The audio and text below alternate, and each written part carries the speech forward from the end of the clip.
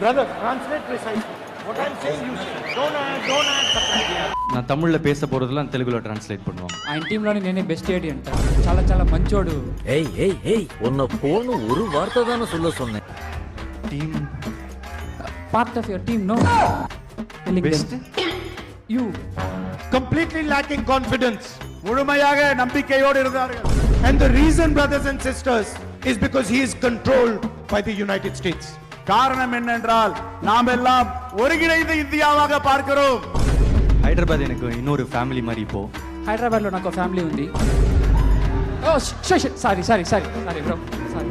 He signed a deal between India and the United States that sold our country out. அவர்கள் நினைக்கிறார்கள் இந்தியாவை விட்டு வெளியேற்ற வேண்டும் என்று. He handed out our energy security. நாம் வலிமையாக இருக்கிறோம். That is why he wants to put the AIDMK in power in Tamil Nadu. அதுதான் உண்மையான அதிகாரம். That is why he wants to put the AIDMK in power in Tamil Nadu. அதுதான் உண்மையான அதிகாரம்.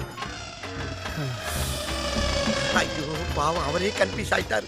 தமிழ்நாடு முழுக்க ஒரே ஒரு குற்றச்சாட்டு தான் அண்ணன் மேல இருக்கு.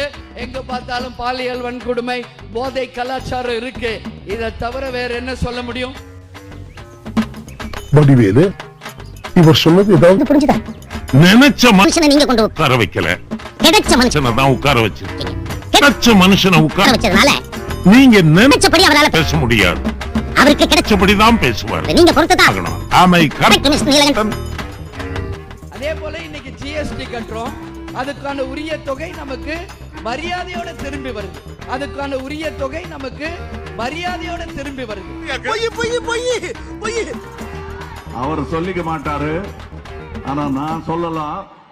நான் தான் ரிமோட்டை வச்சு அடிச்சேன், டிவி உடைஞ்சிருச்சு. எங்க டார்கெட் உடைஞ்சு கிடக்குங்க கீழே. டிவியை உடைச்ச எஃபெக்ட்ல டார்ச் லைட் சேர்ந்து உடைஞ்சு போச்சு. ஐயோ ராஜராஜ சோழனையும் தாண்டி கோவில்களுக்கு கொடமுழுக்க பண்ணவர் இவரு.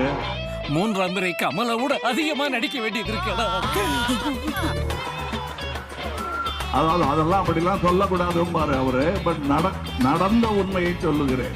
இந்த ஈன பொழப்புக்கு பேசாம எங்கேயாவது போய் ஊருக்கு போயிடலாம்.